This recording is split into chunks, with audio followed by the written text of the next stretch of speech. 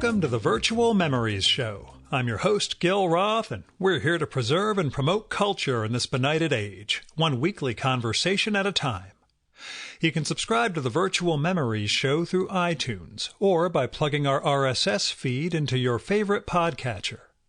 You can find the RSS feed on our websites, vmspod.com or chimeraobscura.com/VM.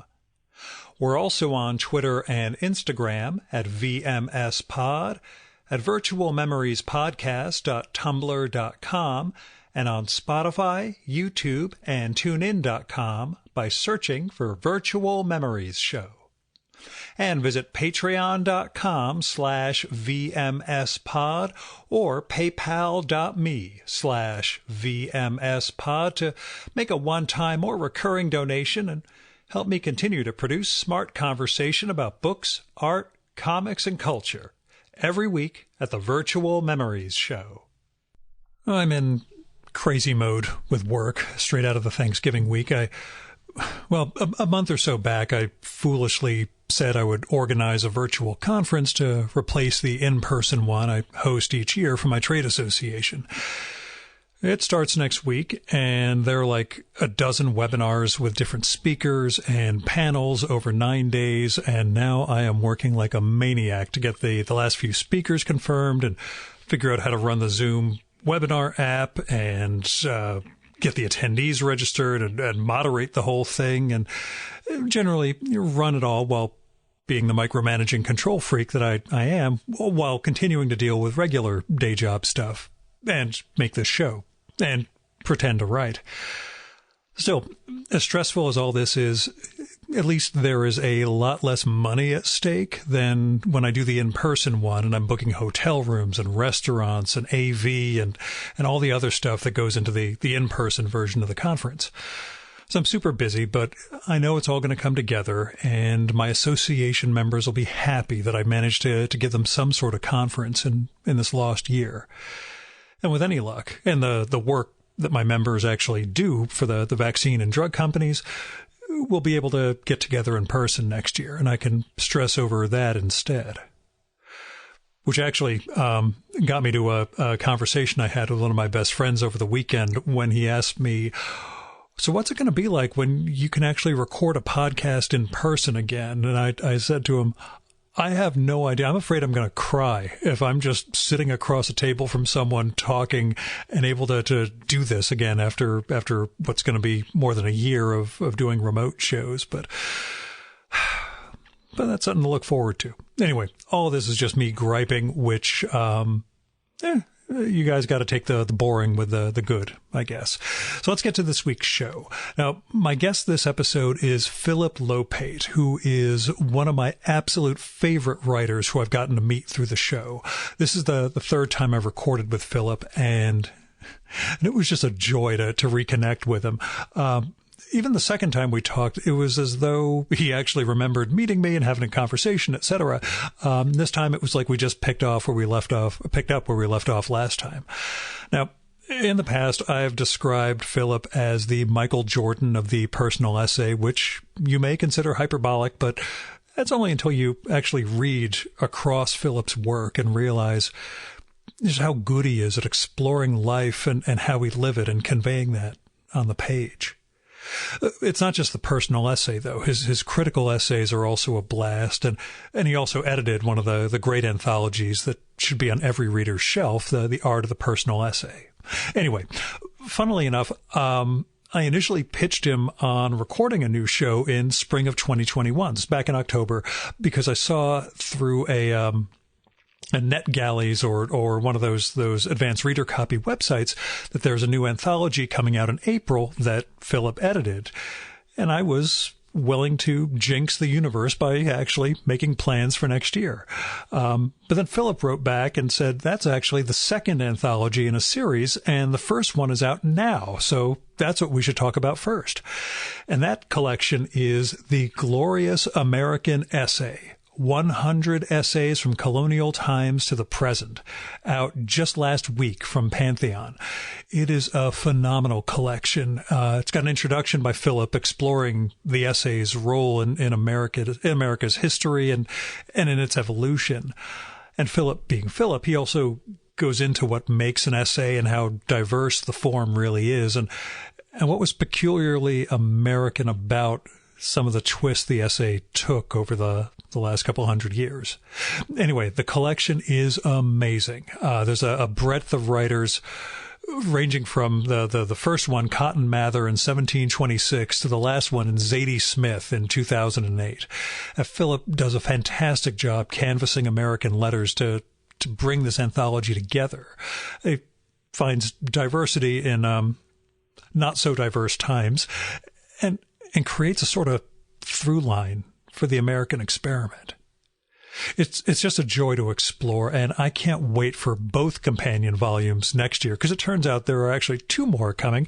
The second will cover 1945 to 1970, and the last one will be the 21st century. And we get into all that and how it evolved. But what I was really glad about was that we got to talk about what it was like for him to assemble this book at the same time that we were all doubting the future of the Republic. Because there's something uniquely American about everything he brings into this book, and America itself was going through cataclysmic times over the last few years. And we'll hope we're starting to get past that now. Anyway, I'm hoping the other books give us an opportunity to talk again next spring. But in the meantime, I've got the glorious American essay to dive into. I actually keep a pencil nearby so I can mark off the ones that I read. Because sometimes I read these things from beginning to end. In this sort of book, I've decided it's best to just pick and choose wherever I feel like. So here's Philip's bio from the anthology's flap copy. There's a more extensive one at his website, philiplopate.com. Philip Lopate is the author of To Show and to Tell, The Craft of Literary Fiction, and of 4 essay collections, Bachelorhood, Against Joie de Vivre, Portrait of My Body, and Portrait Inside My Head. He is the editor of the anthologies The Art of the Personal Essay, Writing New York, and American Movie Critics, as well as the author of Waterfront, A Walk Around Manhattan, Notes on Sontag, and Totally, Tenderly, Tragically. A professor of writing at Columbia University's nonfiction MFA program, he lives in Brooklyn. He is the editor of the new anthology, The Glorious American Essay. And now, the 2020 Virtual Memories conversation with Philip Lopate.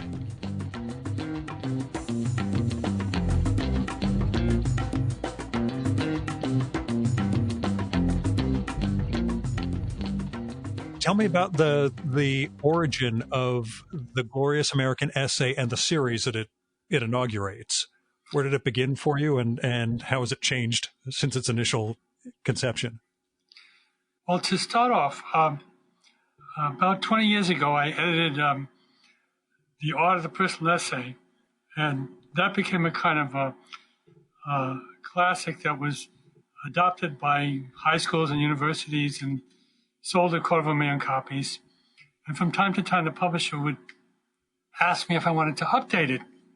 And I said, no, I was happy with the way it came out. So I resisted doing another anthology, although I did do 2 anthologies for the Library of America that were more subject-oriented. One was Writing New York, about all the writing that had been done about the city, and the other one was American Movie Critics. So what happened next was that I was reading a review of another book, a collection of an anthology about American essays by John DeGata, and the reviewer in The Atlantic was quite critical of it, saying that actually DeGata didn't seem to like real essays. He really wanted things that were more poems or short stories, and he was always looking for the kind of counter essay. And the reviewer said, you'd be better off consulting Philip Lopate's Art of the Personal Essay. So I thought to myself, I do like essays, and why don't I try to do an anthology of the American essay? So I presented the idea to my agent, wrote it up as a proposal, and Pantheon Books took it with Anchor Books planning to bring it out in paperback. I really liked that idea because Anchor had done so well with the art of personal essay, and I thought that they could present these to schools and so on as bookends. So I set to work editing the first volume, which was supposed to be the only volume at that point. Yeah. And I read and I read and I read.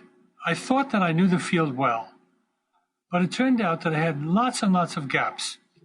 And one of the reasons that I had gaps was that I was now going to expand the notion of an essay. I had long since grown from thinking only about personal essays to thinking about critical essays, thinking about formal essays. You know, I no longer wanted to exclude any of those types of essays. And in addition, I began to think about sermons and letters and newspaper columns as also containing essays. So I had a lot more to read and a lot more to educate myself on. I began to look at things like George Washington's farewell address or Thomas Paine's Common Sense. I was also trying to combat or at least contest some of the theories of what an essay was that had been promulgated and that tried to limit the field to what might be called a pure essay. So, for instance, Cynthia Ozick said that an essay should never be a polemic or a pamphlet. It should just follow the writer's musy mind and go somewhere that it surprised you. But it should not contain an argument. And that was something also that another writer, Catherine Fulton, said. It shouldn't be argumentative. And then other people said it should only be argumentative. It should only have a point. Well, I saw no reason why an essay couldn't sometimes have a point and sometimes be a kind of exploration. So I put in a section from Thomas Paine's Common Sense, and I put in other polemical essays. And also, William Gass said that an academic paper could never be an essay. Well, I thought, what's to stop an academic paper from being an essay if it's well written and cogent and follows the writer's thoughts? And then William Dean Howells, trying to protect the essay, said that an essay could not be confused with an article, that there was a vast difference between the essay and journalism. Well, I thought of all the writers of high journalism whom I liked, like, A.J. Liebling and Joseph Mitchell and, the authors of the new journalism, like Tom Wolfe or Joan Didion and so on, Gay Talese. And I thought, well, I don't agree. I think that a good piece of journalism could function as an essay as well. So in that way, I was making myself a lot of difficulty. I was tremendously expanding the numbers of things I had to read. And then I went further.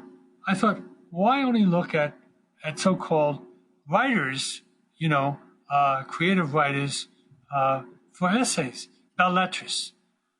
I thought, surely in every field, there must be intelligent essayists who wrote well.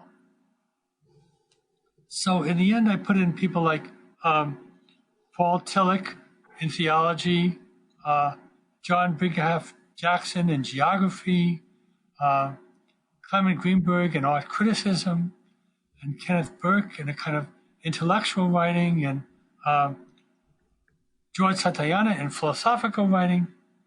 So I really wanted to shake up the whole notion of what an essay, and to show that there were so many beautiful essays that had been written in this country, both coming from a literary point of view or coming from other disciplines. So that's how much. I was going to ask how much of that is a sense of Americanness. How much, sort of goes back to roots of, I hate to use the term American exceptionalism, but, as America drifts away from the English idea of the essay, how much of that sort of panoply comes from that, and how much is just the, writing as it just grew over the last 200 years? Well, there are two things to say about that. One is that the writing did grow. And I think that in European and other areas of the world, they're also having this debate about what is an essay. But the other thing that was happening was that as I was compiling this book, I became fascinated with American history. And I realized that the book could function on two tracks. One would be the evolution of the American essay as a literary form. The other would be how American history in every period was tackled in essays. So if you read the book in one way, it becomes like a tracing of American history as told by the essay, because the essay is one of the ways that you process ideas. So all these problems, for instance, that we face now in America, I realized had been cycled and recycled again and again.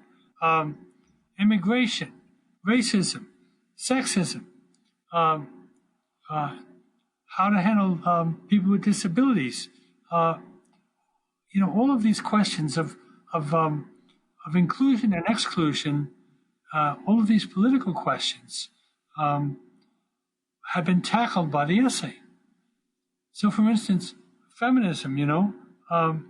I began to see that the first essay that I could locate by a feminist was by Judith Sargent Murray on the equality of the sexes. And so I put that in, and I put in one by Sarah Grimke on the condition of American women, and I put in a piece of Margaret Fuller's Women in the 19th century.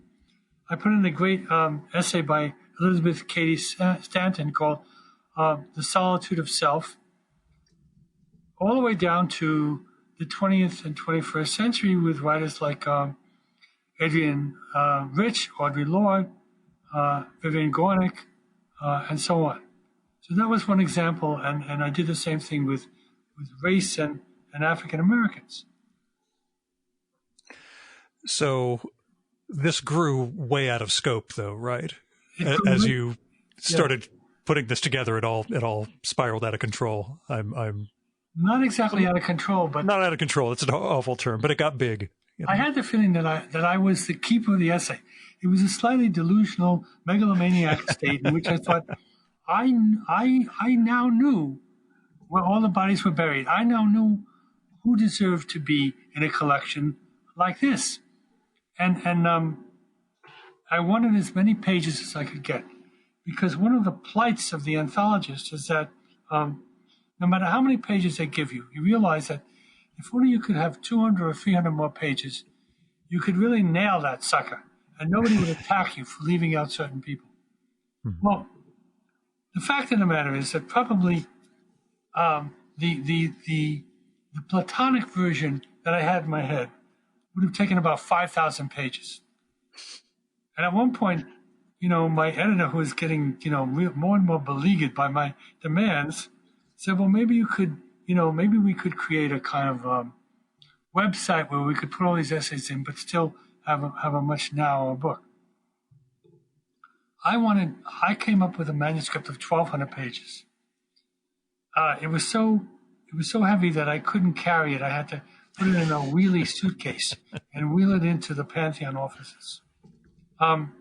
So basically, she got back to me and said, we can't go above 845 pages because that's the amount that you can bind a book comfortably.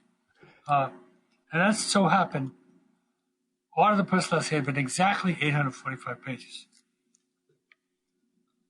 So I moaned and I and groaned. well laid out, not with tiny point size or anything. I should point out, Right. it's very readable physically. So Exactly, and you know, the designers got into this and said we don't want to have to use tiny print. Yeah. We don't want to have to use paper that's so Gossamer. skimpy, like the Norton anthologies. We want to do a better job. We want to do a handsome book. So the publisher and I were momentarily at odds, and I sulked. And I went to my agent and said, can't they give me some more pages? Can't we change the design so that I can get in more pages? The answer was no, no, no. So I had to resign myself to doing this one book of the whole arc of the American essay in something like 845 pages. In the end, they gave me 900 pages. But they also gave me 2 more anthologies that I could do after this one was published. I had only thought they would give me 1, but they were extremely generous and wanted to placate me for whatever reason. Yeah. So their idea was that I said, well, why don't we do it chronologically? The first will go up to 1945. The second will go 1945 to 2000. The third will be the 21st century. And they said, no, we want the first one to be the whole arc of the American essay because we think it will sell better that way. So How could I argue with that? So I said, okay, I had become fascinated with the post-war period and beyond. And I said, well, let's do the second one, the golden age of the American essay from 1945 to 1970. That was much more tightly focused, and I had the idea that there was something about that period that was particularly hospitable to the essay. So many people were writing essays. And I thought to myself, this came in the middle of the night. I was thinking about Lionel Trilling's point that he said that at that point in history, there was a kind of liberal consensus. End of the war, America felt very good about itself, triumphalist, and America became kind of a beacon of freedom. And it was a period when there were a lot of movies and books being written about pro-tolerance, the folly of anti-Semitism, the folly of racism, the photography show, The Family of Man. All these things were pointing to a kind of liberal consensus of a more pluralistic, inclusive America. So I thought, that's interesting. And as you know, there were so many magazines at this point, so many journals. And I thought that the arrival of so many European emigre intellectuals had raised the bar in terms of the standards of the essay and the standards of American intellectual life. So this was a good period for the essay. Of course, that whole liberal consensus started to break down in the face of McCarthyism and in the face of the contradictions of liberalism. At present, liberalism is attacked by both the right and the left. But I guess because in some ways I continue to think of myself as a kind of liberal leftist attached to liberalism. I wanted the book to be a kind of investigation of liberalism, and so including the flaws of liberalism. So that's what the second book concentrated on. So, for instance, I would put in an essay by Robert K. Merton called "The Self-Fulfilling Prophecy." He invented the notion of the self-fulfilling prophecy, the sociologist, in which he argued that the self-fulfilling prophecy is what's at the bottom of all this racism and anti-Semitism and so on. It's a logical flaw. Mm-hmm. And then I put in an essay by George F. Kennan called "The Mentality of the Soviets," which was sort of like warning America that Soviets were not really going to be our good friend. They were going to try to undermine our system in any way they could. It was a kind of call to arms for the Cold War. And you know, something that leftists have always had problems with. But I thought it was an incredibly influential essay. My notion of what I should put in was not necessarily what I always agreed with, but what was influential. So, for instance, in the first volume, The Glorious American Essay, I put in one of the Federalist Papers. You never see the Federalist Papers in collections of essays, but they were probably the most influential collection of essays that had ever been written in America. Sure. Yeah. So that was the second volume. And then the third volume was going to be the New American Essay, the 21st Century. The Contemporary Essay. And that was one that I kind of shuddered to undertake, because when you're an anthologist, the best part, the easiest part is retrieving the past that has shown some legs, some continuity, some argument that it's going to endure. So it's not so hard to pick Emerson or Thoreau, you know, or even Susan Sontag, or E.B. White, or James Baldwin. But the closer you come to the current moment, the harder it is to judge what is trendy or what is going to last. What is fashionable, what really is going to endure. Well, I recall that, and this is 30 years ago, when Harold Bloom put out the Western Canon book, his editor made him do the lists for Bloom's 4 ages of mankind, and admitted that the contemporary section, the democratic age, was the one he had the least confidence in for exactly that reason. And these were things that could be 100+ years old, and he still felt, maybe I'm not getting it, or maybe I'm overvaluing X over Y. And exactly. Yeah. And, you know, you mentioned the word canon. You know, canon has become a kind of dirty word. But I'm with Harold Bloom in the sense that we have to keep positing canons. We can change them. We can make them more open to voices that hadn't been in them before. But we have a responsibility to the past to try to shape what is worth continuing to read, what is worth continuing to revere. So I myself don't have a problem with this word canon, although I chickened out in the introduction and said, well, I'm not positing a canon. I'm presenting a smorgasbord, basically a place to start a conversation. Well, what else is a canon but a place to start a conversation? But, you know, I said it's a smorgasbord. Okay, it's a feast, you know?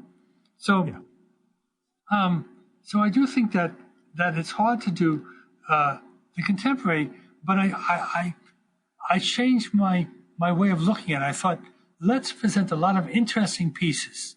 We don't know whether they're going to endure, but they represent the full spectrum of the kind of essays that are being written today. Experimental essays, hybrid essays, essays that use a lot of graphic stuff, traditional essays.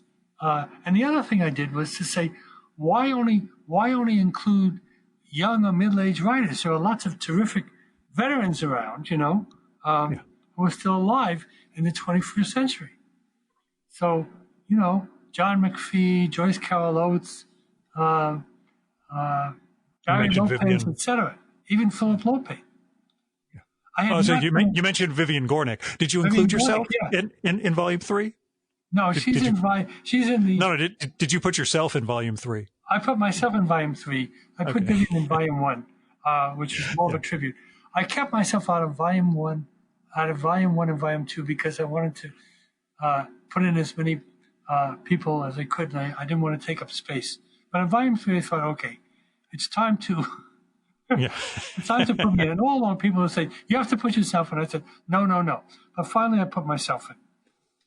Well, that actually raises a question. I was corresponding with Sven Berkertz this morning, who's actually kind of the guy who connected. David Gates is actually the person who connected us, but Sven is also part of that whole matrix. Right. And he's in volume 3, by the way. Oh, is he? Cool. Sven asked me, when I said to him I was going to record with you today, he said the question he has about this sort of project is, how does an important essayist, meaning you, view your own work in terms of the context around which you're creating an anthology?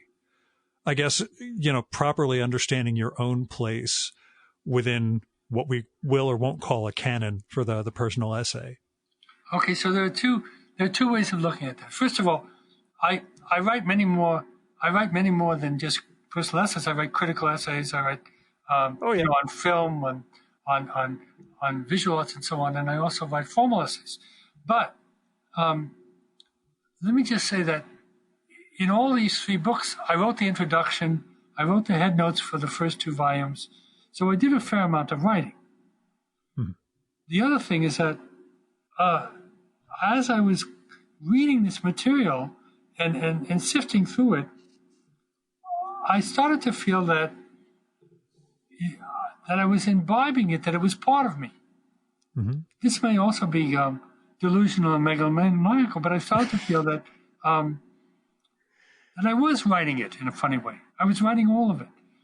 I was editing it. Feels Whitman-esque as opposed to megalomaniacal, it sounds like. Like you're just absorbing this whole cosmos of exactly. All the thought before you. I love that idea of Whitman as this vacuum cleaner going through the world. So I started to feel that in some ways it was me. And when a friend of mine said to me, "What about your own work?" I thought, this is my own work.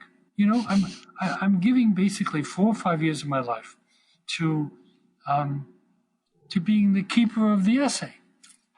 And I do think it's a kind of game changer, and a way that will really change the way people view the essay if these books catch on.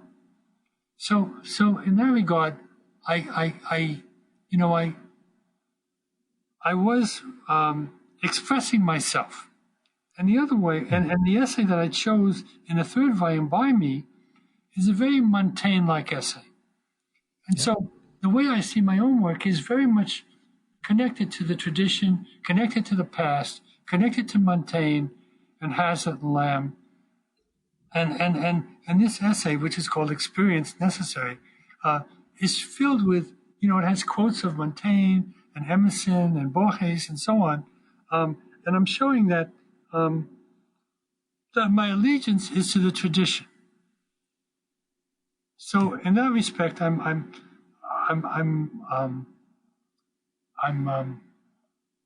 embodying. I was going to say, that's embodying is much better than permeated by. That's you embody the whole project. The position that I have toward the essay. You mentioned that you spent 4 or 5 years on it, which chronologically implies you began all this before the current administration, which we hope will be the past administration, unless there's a coup. How did your view of America and conception of that, with the reality on the ground and the project of assembling these essays, what did those conflicting ideas of America mean to you? How do they change? Right.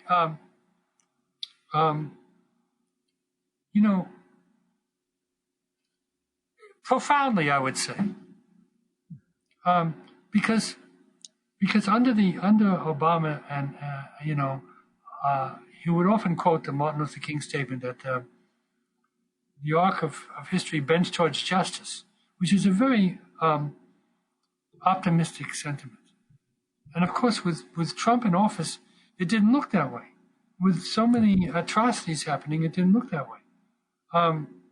So the decision to end the book with Zadie Smith was my middle finger pointing toward Trump, because Zadie Smith is not only biracial and an immigrant, but even half an immigrant because she still lives half the year in America. So the notion of the essay was called "Speaking in Tongues," and it was partly about Obama, and it was partly about herself. It was basically saying that, you bring the old country with you no matter what. It was a refutation of this idea of America as being somehow this Anglo-Saxon country, or the way Trump said, I don't want immigrants from these shithole countries. I want them from Norway. Right. Norway is doing quite well, thank you. Why would Norwegians emigrate to America? Yeah, they're perfectly fine on their own. So yes, it was. It was my politics inevitably got into my decisions. So, for instance, I put in a piece by Emma Goldman, who one wouldn't necessarily think of as a literary essayist, but it was about her anarchist time in America, and she too was not a full-time immigrant because she was booted out of the country. So she had lived a number of years, and then she had to leave the country. So this whole notion of who deserves to be an immigrant, was certainly present in my mind. And then other notions of democracy were. So, for instance, there's an essay that I chose by John Dewey called "Democracy in America," which basically says we really need a different kind of schoolhouse. We really need a different kind of schooling that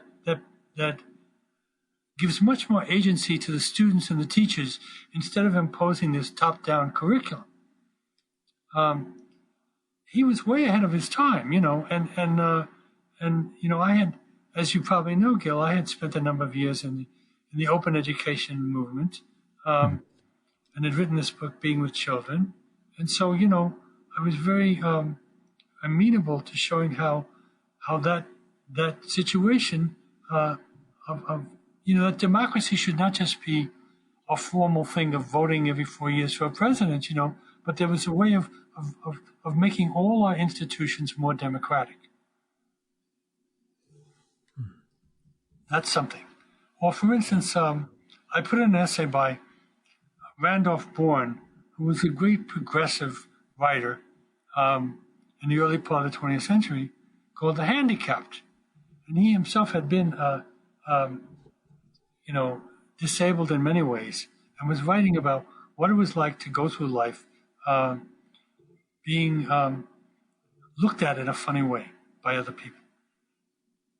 And I also put in an essay by Nancy Meyers, a very funny essay called "On Being a Cripple," in which she insists on calling herself a cripple, not with those euphemisms like disabled, and writing about a certain kind of way of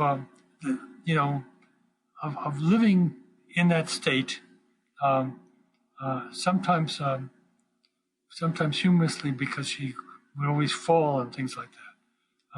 So I was looking at issues in American society at the moment, topical issues, you might say, and showing how they kept recurring.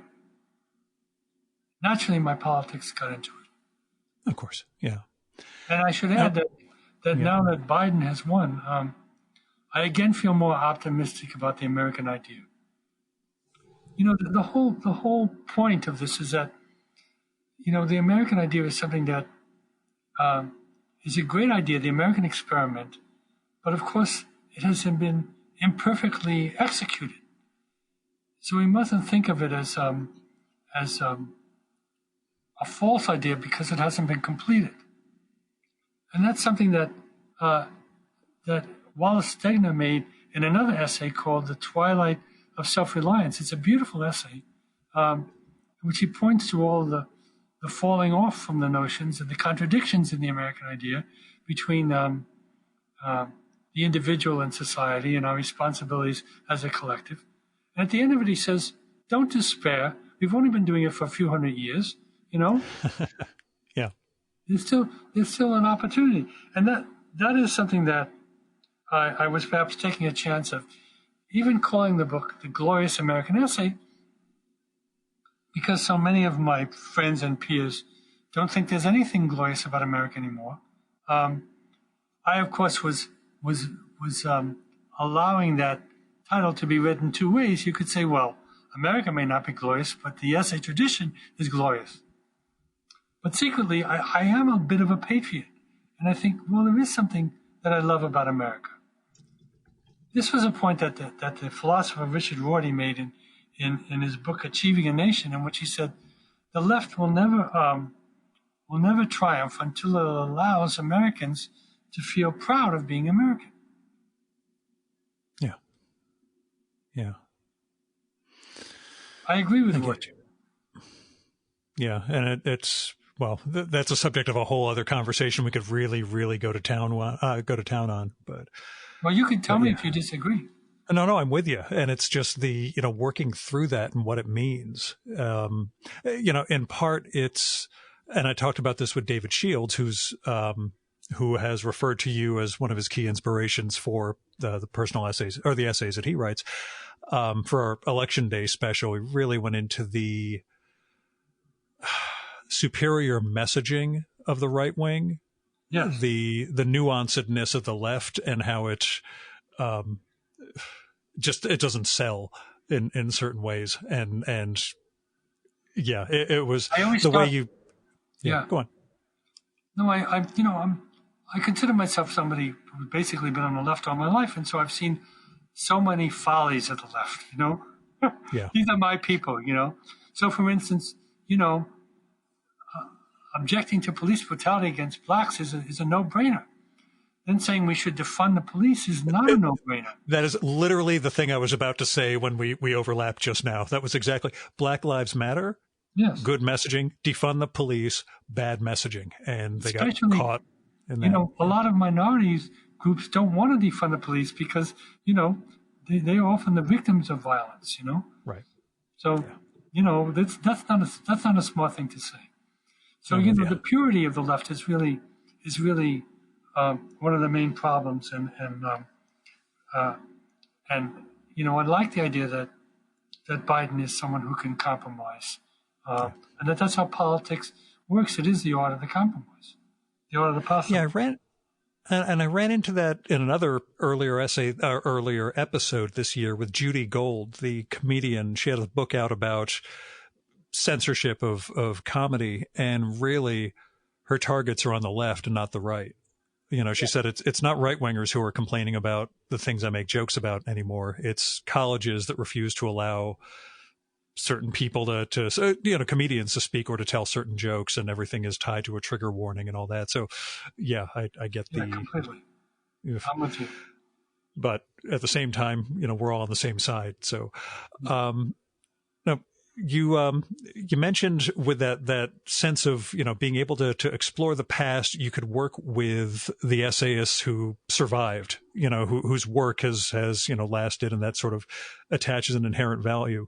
But at the same time, you write in the introduction, you discovered a lot of essays over the course of this project too. There were things you'd never read, exactly, and writers you never got into. In what respect, how much is that balance? I guess that sense of discovering and trying to bring back things that were somewhat lost in history, or just lost in the Philip Lopate time you could spend reading. Yeah, versus that was part of my joy. My great joy in doing this project was retrieving voices that deserve to have endured, but because of the American amnesia, which applies culturally as well as in every other respect, there are very fine writers who basically disappeared from view, but as you do research into it, you discover that they're being talked about. So, for instance, a writer like John J. Chapman, who wrote this hair-raising piece called Coatesville, which he actually delivered as a speech in the South, where a black had been lynched, and it was a completely anti-lynching speech. And and Gore Vidal said that, John J. Chapman was one of our great essayists. I thought, I got to read John J. Chapman, and then there was this website called Quotidiana that was started by Patrick Madden, and he took it upon himself to discover a lot of you might say lost essayists. One of them was this woman named Agnes Replier, who had been a very popular essayist in the early part of the 20th century, and she was one of the few writers who only did essays. She didn't do novels or poetry. She just wrote essays. So I read a lot of Agnes Repplier, and I chose a very charming piece called The Grocer's Cat.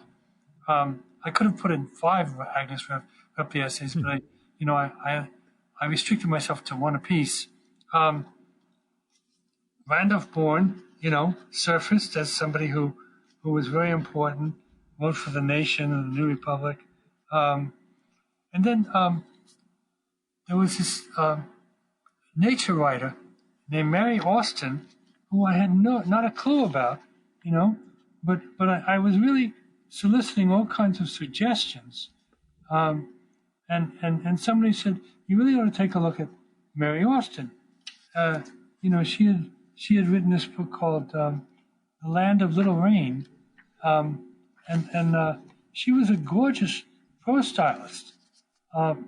So I put in one of her essays, and so she helped me link up this other stream that I was following, which was basically nature and environmental writing.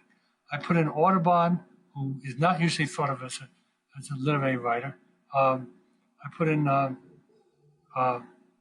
Thoreau, of course, and John Muir, and this writer named John Burroughs, who nature writers knew about, who was quite popular at the time, immensely popular, and has since more or less disappeared from view, all the way down to people like Rachel Carson and Edward Abbey.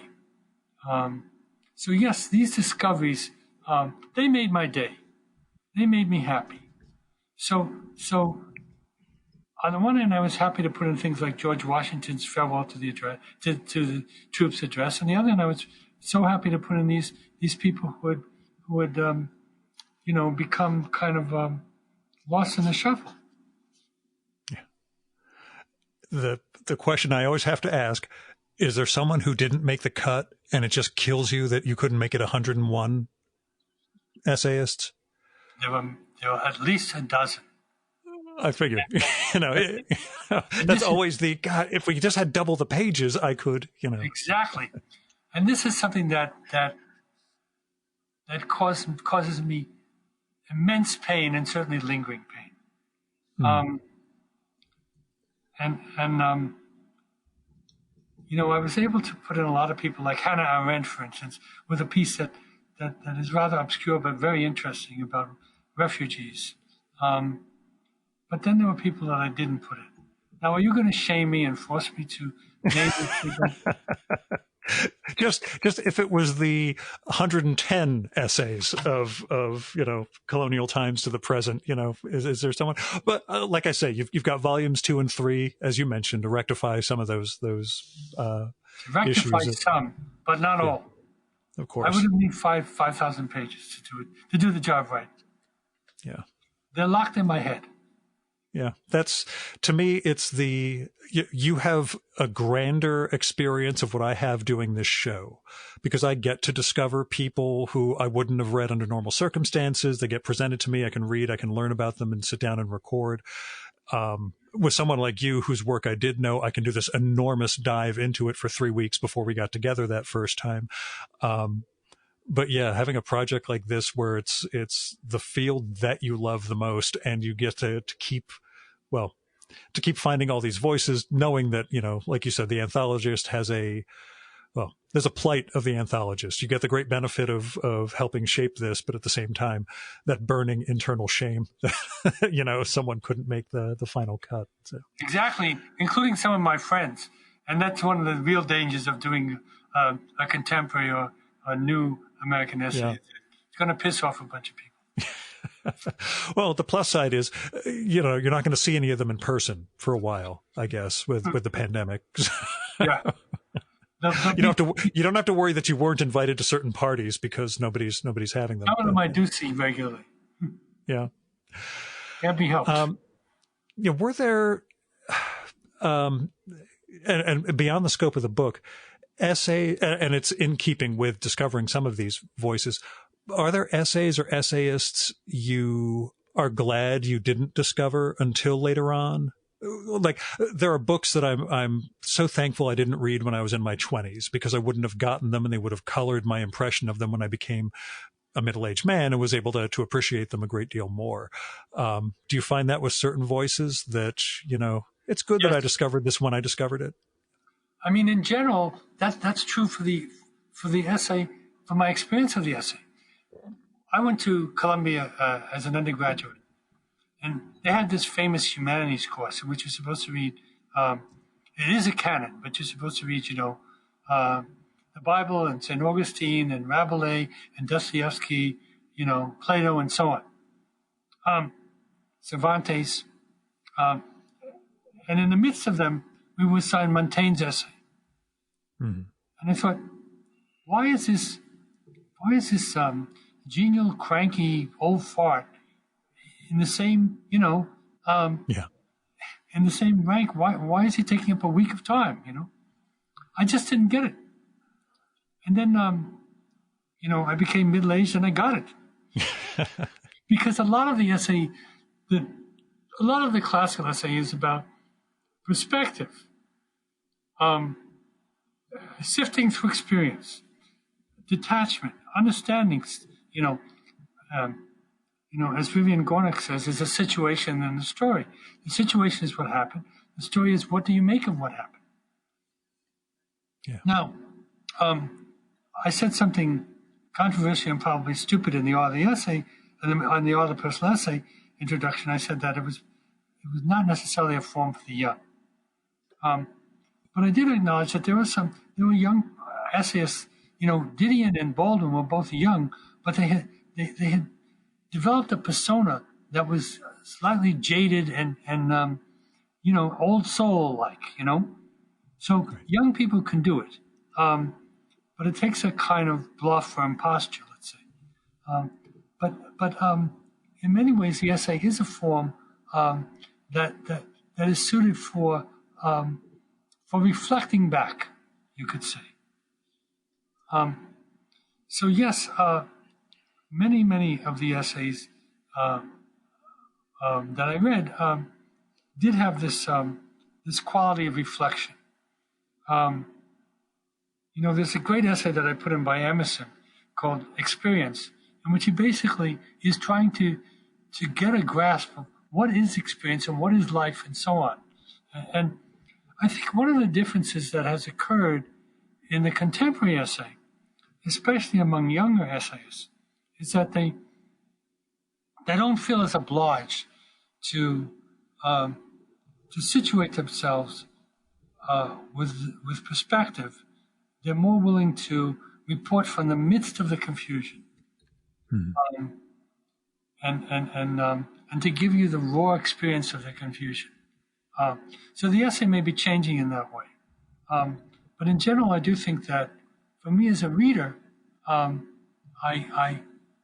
respond more to the kind of detachment that comes with having lived for a while.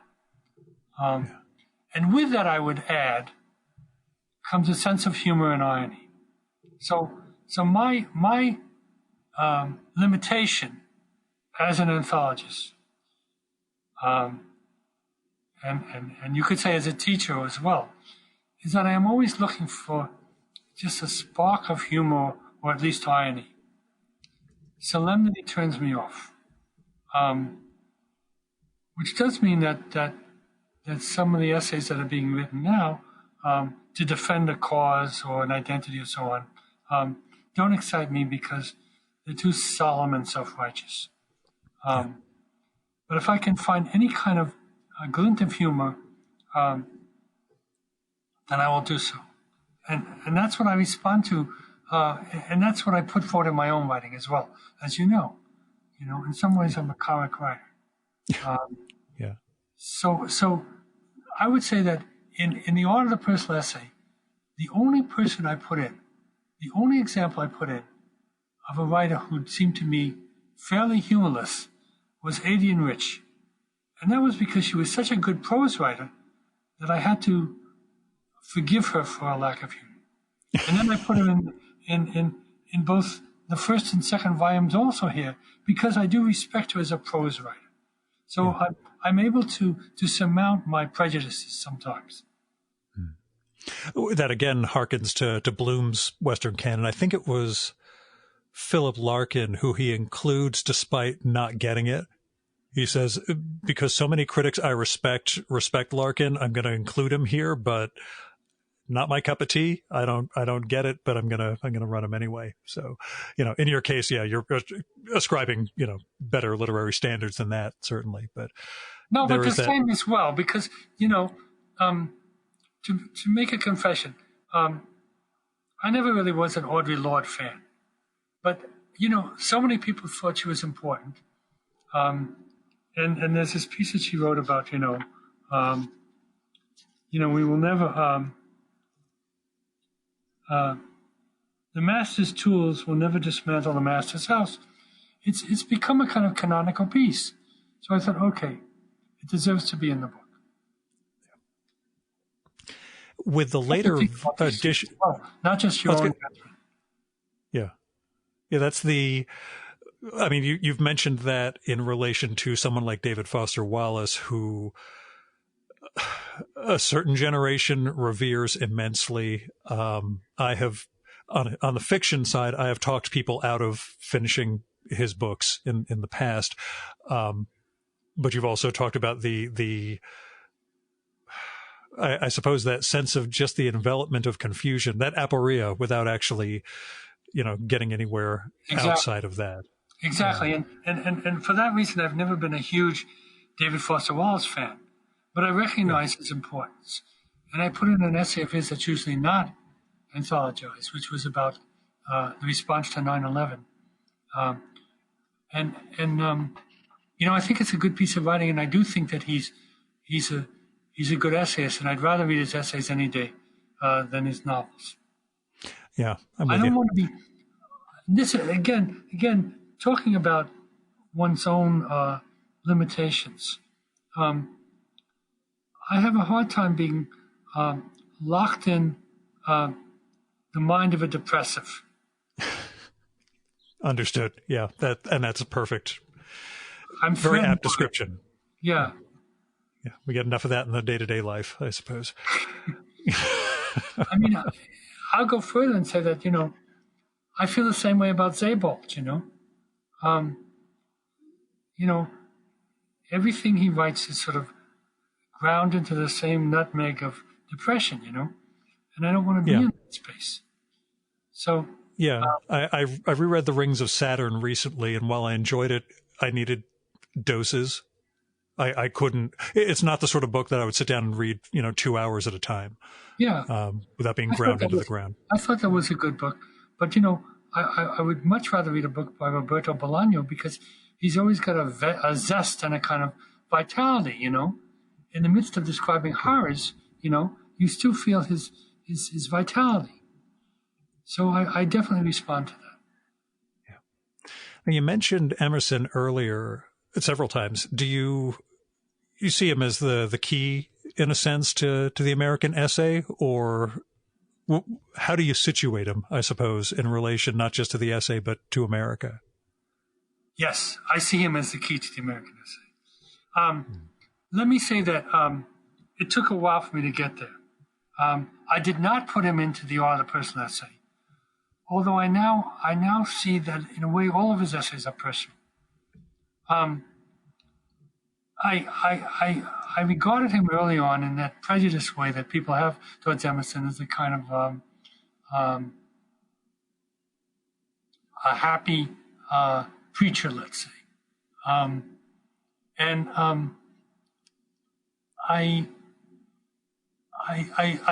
then eventually started reading him more carefully.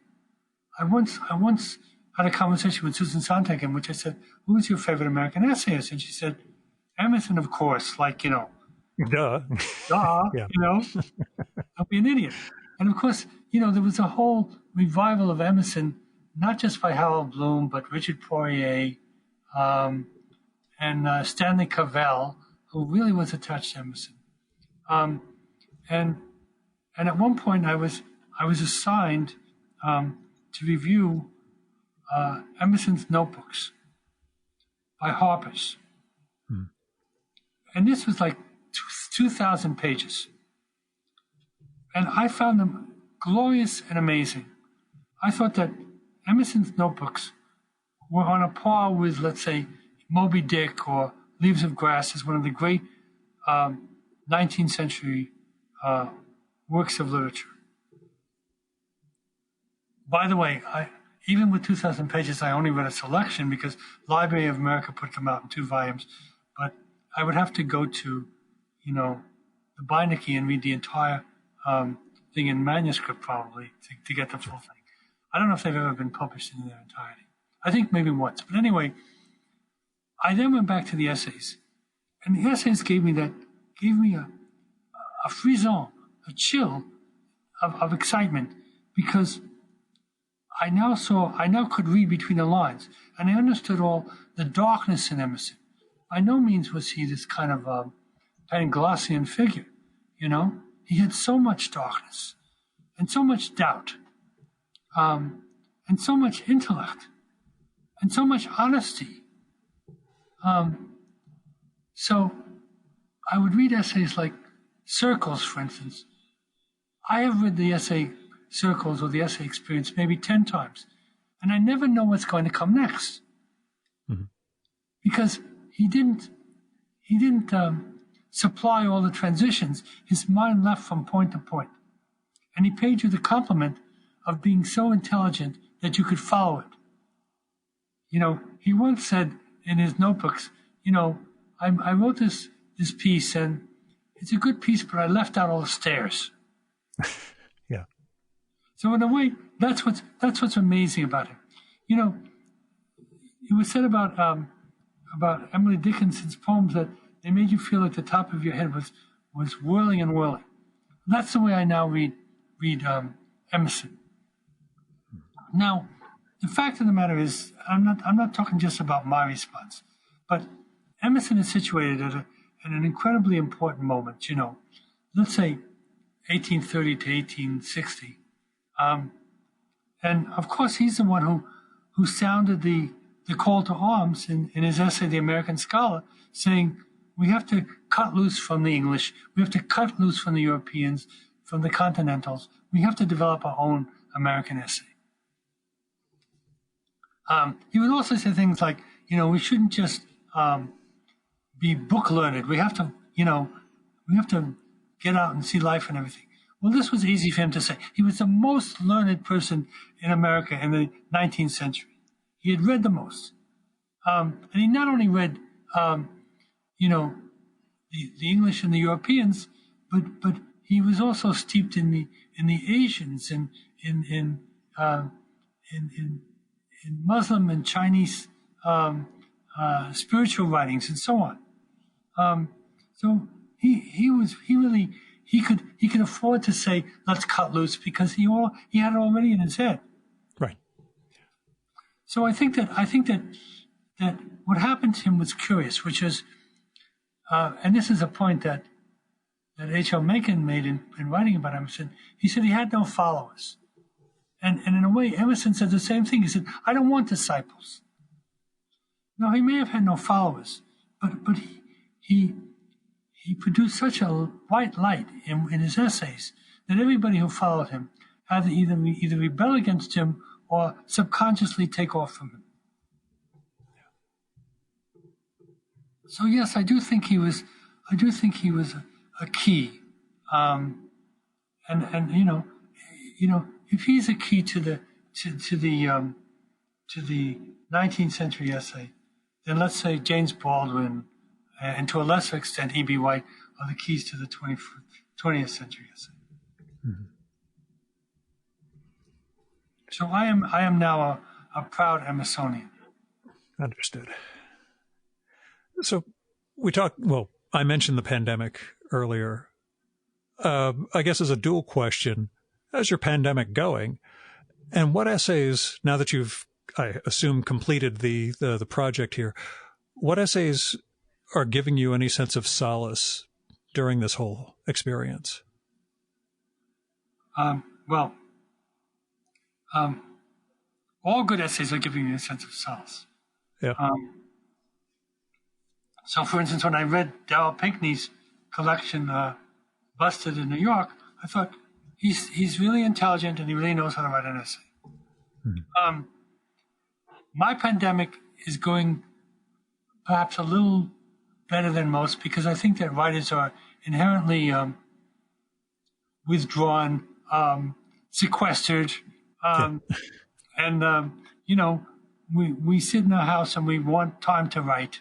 I've joked that this is unleashing my inner cartoonist. This sense of no social contact, just staying at home all the time. But yes, my inner writer, I guess, works too. So, yeah, and a lot of the best pieces I've been reading about the pandemic have been written by my students, who can't help but reflect on it. I think that the early responses about the pandemic, when they did all these roundups, the New Yorker, the New York Review of Books, or the TLS,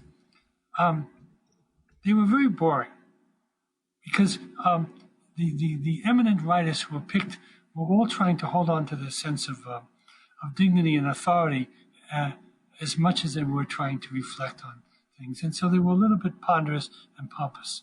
But I'm getting better results from my students. Yeah. How are they approaching it in a different way? How different is it? Yeah. Much more with particulars. Yeah. The particulars of daily life. I was thinking when I recorded with Benjamin Taylor a couple of months ago, he mentioned one of the few things that has saved him during this is long walks with Vivian Gornick throughout New York, that the two of them would just keep going for long walks together. Yes. Is the flaneur milieu kind of done if you can't read each other's faces because of masks, or do you think there's room for that essay to grow too? No, I've been with Ben also. He's a friend, and taken walks with friends. It's interesting that there's a whole spectrum of how people respond to the pandemic, including some people who you wouldn't expect to be completely paralyzed and frightened. And then I've been kind of like somebody who maybe took more chances, took walks, masked walks, but we could still talk. And then eventually we'd get to, let's say, a few benches, and we could sit side by side and even take our masks down and talk, So I've done a lot of walking with friends, and I think that it's a different kind of experience because it's not exactly a flaneur experience because the flaneur is usually solitary. Yeah. But this is much more conversational. Sure.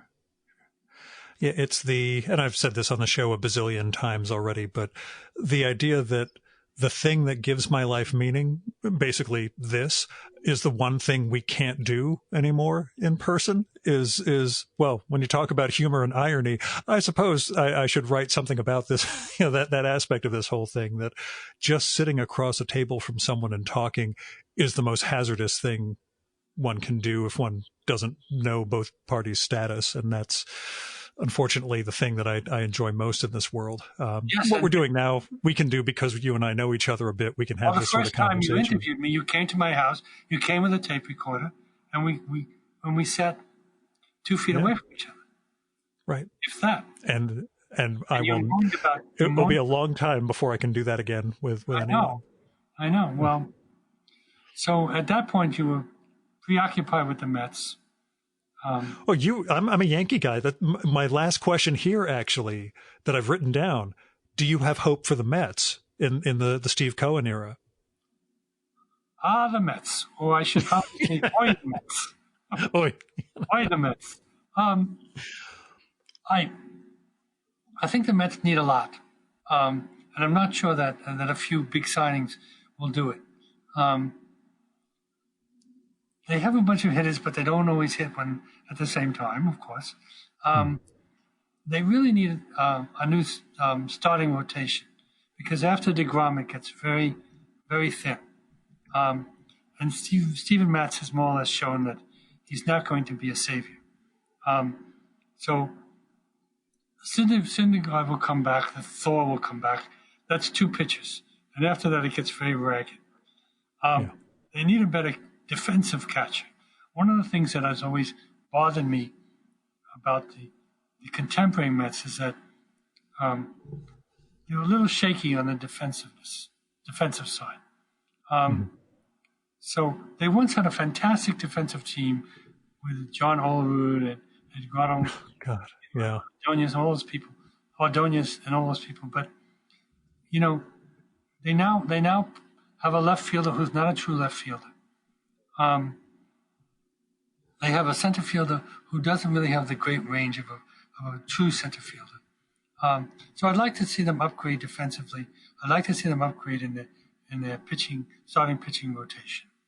But I do have hopes for them, just as I have for the American Republic.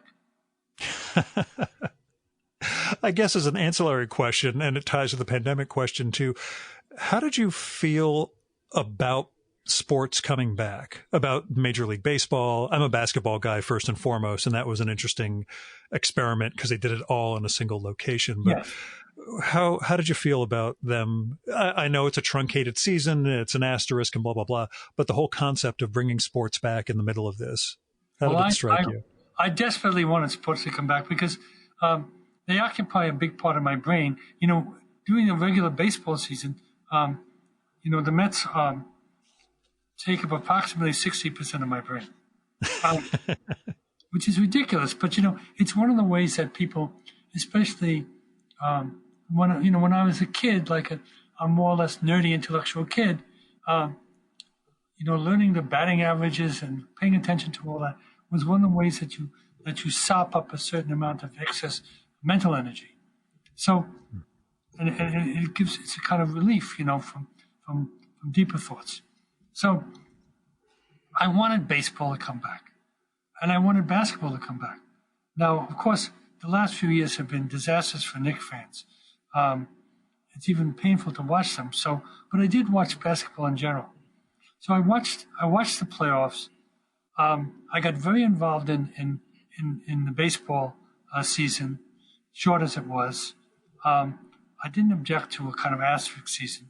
What I really objected to was these fake soundtracks of crowds, No Yeah. crowds. Well, why don't you just face it, Sometimes I would even turn off the volume and just watch it silently. Yeah. But I was very grateful for the amount of sports that there were. Yeah, I don't know how they're going to do a new season. Yeah, well, who knows where we'll be by springtime. Let's hope it's, an improving situation for baseball at least. But yeah, it's something I was of two minds about. At least with those two sports, you could pull it off, but where football and college football are with just teams getting knocked out from week to week with infections and, the cities themselves that they're based in, being completely wiped out. I'm just really more squeamish about it, in this respect. But I get the same vibe that, we need something. It's not just bread and circus, The only sport that I practice now is tennis. And of course, the advantage of tennis is that you are facing your opponent, a good distance away. Yeah. Maybe not in doubles, but so I certainly followed, the Grand Slams that were able to be played with intense interest, But Wimbledon was canceled, and a lot of the major players could not, refused to travel to the U.S. Open, so that was a problem. But I have never been that much of a football fan because I'm a coward and I don't like the idea of people crashing into me. And when I was I like to think we're both the children of Jewish mothers. And yes. Football, why would you play football? You'll break your neck. That's exactly.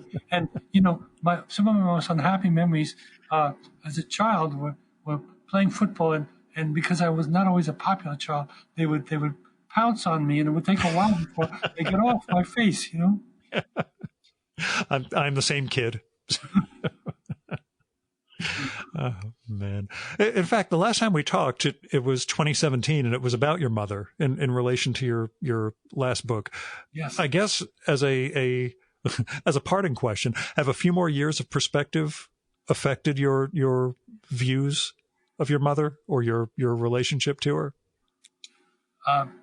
Not at all. That put to bed my feelings about my mother, and also allowed her to speak as much as she could. And that's a curious thing about writing, is that sometimes you write something, and then you lose it as a living memory, because you're basically remembering what you wrote about it instead of as a shard of memory. Your writing replaces the memory. That's why these are virtual memories. That's my theme in my podcast. Philip, I'm so glad. Actually, your publisher sent me 2 copies of The Glorious American Essay by accident, so I'm so happy I have one upstairs and one downstairs. I can just dive into whenever I feel like it. But I can't wait for the second and third volumes too. This whole project. They're both going to come out within the year, because the second is going to come out. I've completed them both, and the second is going to come out in April 2021, and the third is going to come out in August 2021. I'll have to get you back on. We'll have to talk once the trilogy is complete. Okay. Good to talk to you. Thanks so much, Philip.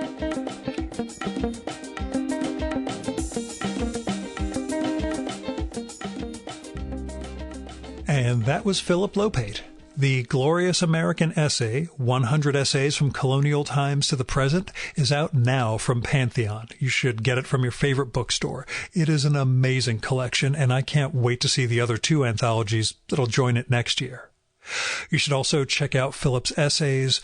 There's a great broad collection that I didn't mention in the intro. It's called Getting Personal. You should also dive into the great anthology he edited, The Art of the Personal Essay.